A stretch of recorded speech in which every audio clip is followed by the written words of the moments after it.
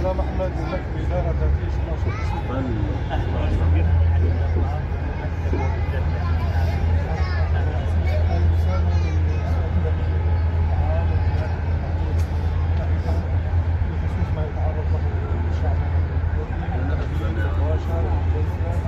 عمليات إبادة ممنهجة لشعبنا في المناطق الشاهدة وإلى عفرين وتل الأبيض وحقيقة أمام الرأي العام العالمي ومن خلال الإعلام يتبين للعامة في كل العالم بأن الدولة التركية بصدد ارتكاب جرائم بحق شعبنا. قوات سوريا الديمقراطية التي كان لها الدور الأبرز في محاربة التنظيم الإرهابي بشكل خطر على العالم جميعا، للأسف نجد اليوم من الأفراد يقدمون بكل أسباب الدعم لهذا التنظيم. هناك أكثر من 10,000 معتقل إرهابي موجودون لدينا، سجناء إرهابيين موجودين لدينا.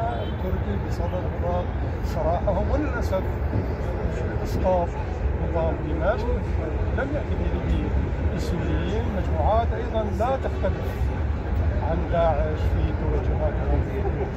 نأمل أن يتم سماع صوتنا. شكرا واسمع صوتنا. شكرا جزيلا. واجبنا نستلم الرسالة ونوصلها إلى مكتب أمينها، وإن شاء الله اليوم نصل إلى مكتب. باسم الجالية الكردية اللبنانية بنتشكركم كثير ونتمنى توصلوا صوتنا، صوت الجالية الكردية. واجبنا نوصل الرسالة.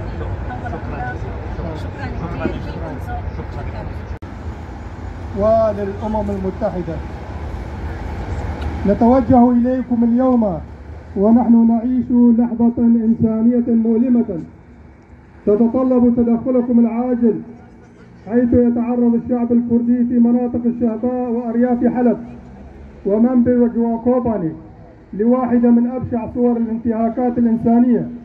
هذه العمليات لا تستهدف فقط مواقع عسكرية، بل إنها تستهدف المدنيين العزل والمنشآت المدنية الخدمية، مما أسفر عن تدمير للبنية التحتية وعمليات قتل وإرهاب ممنهج بقصد التهجير وإحداث تغيير ديموغرافي للمناطق الكردية. لقد وثقت تقارير متعددة ومصادر موثوقة هذه الانتهاكات التي يمكن تلخيصها كما يلي. أولاً، التهجير القسري. يتم الآن إخلاء القرى والأحياء الكردية بالقوة في الشهباء وتل رفعت ومنبج، وحدث ذلك سابقا في عفرين وسرقانية وتل أبيض، مع تدمير الممتلكات ونهبها، مما أدى إلى تشريد آلاف العائلات التي أصبحت بلا مأوى.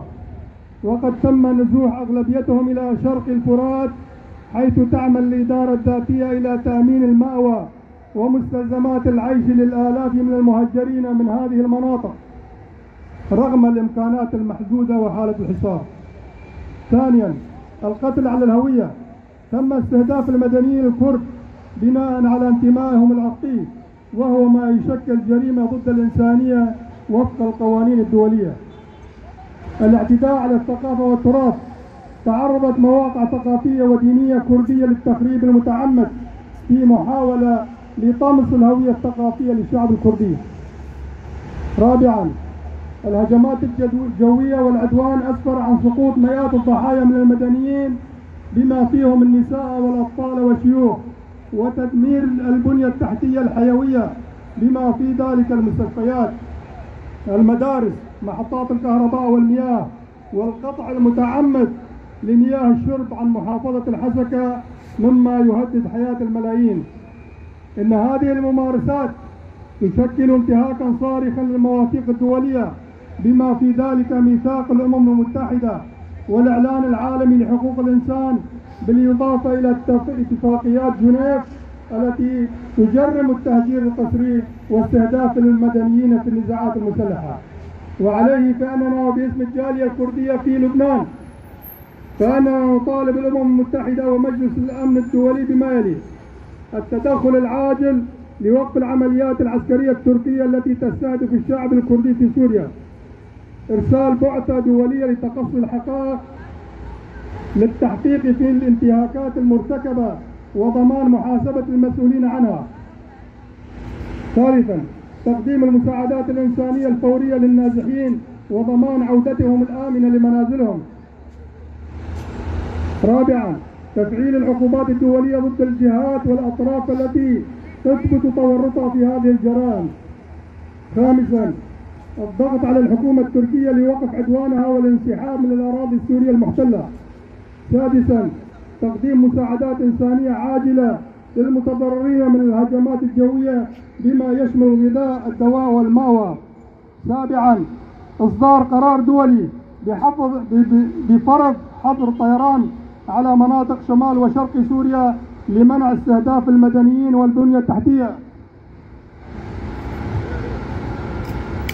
ثامنا تعزيز الحوار الوطني لحل القضايا الداخلية دون إملاءات خارجية لبناء سوريا ديمقراطية لا مركزية وحرة.